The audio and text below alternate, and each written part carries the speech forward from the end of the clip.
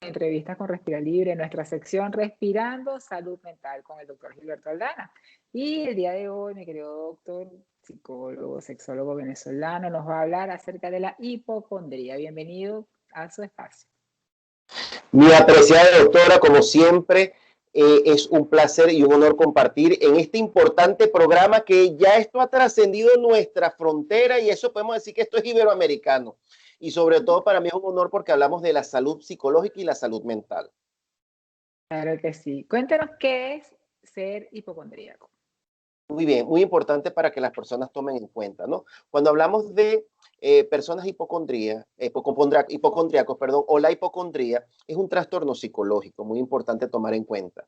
La persona constantemente anda manifestando cualquier tipo de enfermedad, ¿sí? La persona dice que se siente enferma y esto llega un momento que los familiares más bien les parece como molestoso, les parece incómodo, porque al principio están contigo, te apoyan, están a tu lado, pero después llega el momento en que entonces ya se hace como una especie de carga familiar debido a las constantes manifestaciones de enfermedades que manifiesta el paciente hipocondriaco.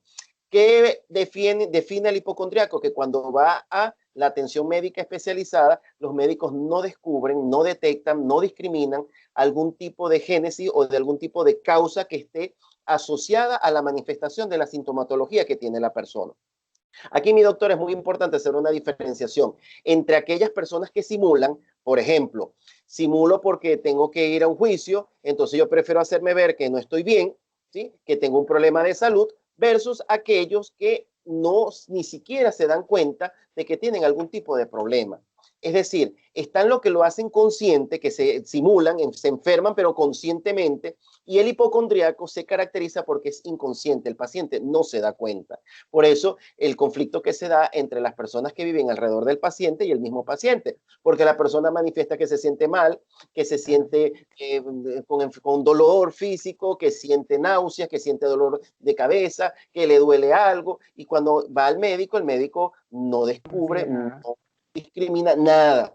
Pero lo único que vamos a ver es una persona o un paciente que constantemente está manifestando algún tipo de dolencia o algún tipo de problemática en su salud, tomando en cuenta que es inconsciente y que pareciese, y eso es un tic para los familiares, que la persona le consigue como un gusto a esa situación, a esa enfermedad, ¿sí? A sentirse mal.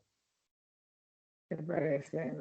Sí, claro, le consigue un beneficio, más que un Le gusto, consigue un diría yo. beneficio. Eso sí, es algo así como que obtiene un beneficio secundario, que en el fondo podemos ver la atención de sus familiares, el que estén pendientes de la persona, el que no lo dejen hacer algún tipo de actividades, y en el fondo lo que estamos viendo es que la persona lo que está manifestando es un proceso de hipocondría. ¿Cómo se trata? Eso se trata, primero que lo complicado es para que las personas se den cuenta que alguien es hipocondriaco, ¿sí? Eso es lo complicado porque claro, y es verdad, al principio nadie se da cuenta de que la persona presenta esta patología psicológica, porque me siento mal y entonces tú vas a buscar ayuda. ¿Sí? Pero en la medida que va pasando el tiempo, yo siempre le digo, tanto a mis estudiantes como a mis pacientes, que uno descubre el hipocondriaco es cuando uno hace el estudio longitudinal a través del tiempo. Es muy difícil hacerlo de manera transversal, es decir, en la primera consulta tú decir, este paciente es hipocondriaco. Es muy complicado porque no lo vas a dar, no te vas a dar cuenta. Solo en la historia de ese paciente, cuando uno hace la línea de vida, cuando uno empieza a indagar, en el año tal fue para tantos médicos, en el año tal fue para tantos médicos, los familiares empiezan a decir, oye, pero siempre anda enfermo, ¿sí? Ahí es donde uno se da cuenta de que algo no está bien.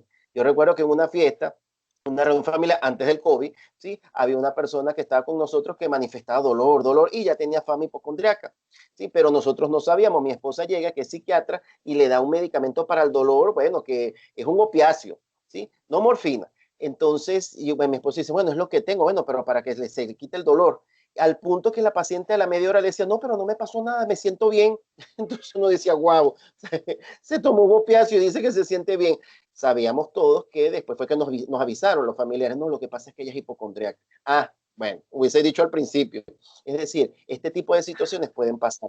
Solamente con el estudio longitudinal a través del tiempo nos damos cuenta de que la persona es hipocondríaca y que necesita ayuda psicológica. El problema es que ellos no buscan ayuda psicológica. A veces son los mismos familiares los que hacen presión, la pareja, los familiares que presionan a esa persona para que vaya a consulta o cuando el paciente empieza a perder aquello que le refuerza, aquella ganancia secundaria que obtiene a la manifestación de la sintomatología.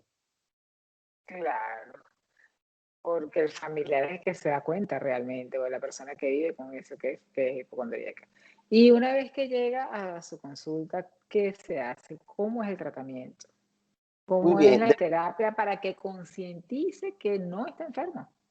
Sí, aquí tenemos que hacer un contraste con la realidad, ¿sí? Y sobre todo, desde el punto de vista psicológico, indagar, y esa es la clave del éxito dentro del tratamiento psicológico, indagar y descubrir cuál es la ganancia secundaria que está obteniendo esa persona. Por ejemplo, cuando uno la confronta con la realidad, claro, previo estudio, eso hay que hacer lo que hemos hablado en otros programas, una evaluación psicológica, las entrevistas con los familiares o con la persona que está conviviendo con ese paciente, para uno poder construir el perfil y a partir de ya tener esas herramientas poder confrontar al paciente y hacerle ver paulatinamente que esa sintomatología que manifiesta, uno, con las pruebas médicas que describen la ausencia de la patología biológica, dos, con los argumentos que puedan dar los familiares, tres, con la identificación de aquello que genera esa ganancia secundaria, nos permite ya poder arrinconar al paciente y hacerle ver cuál es su problemática que de alguna manera está afectando su salud debido a la manifestación inconsciente constante de que tiene algún tipo de enfermedad. Muy bien. ¿Cómo me lo contactan, mi querido doctor? ¿Cómo llegan hasta Claro, ustedes? no, estoy totalmente a la orden, me pueden contactar como @Gilberto Aldana, tanto en Facebook como en Instagram, como en Twitter. Estoy totalmente a la orden. Excelente. Así, y también por las redes Respira Libre. Así que nos vemos en la próxima entrega. Totalmente, con las redes de Respira Libre, ahí siempre me van a conseguir. Nos vemos los viernes. Gracias.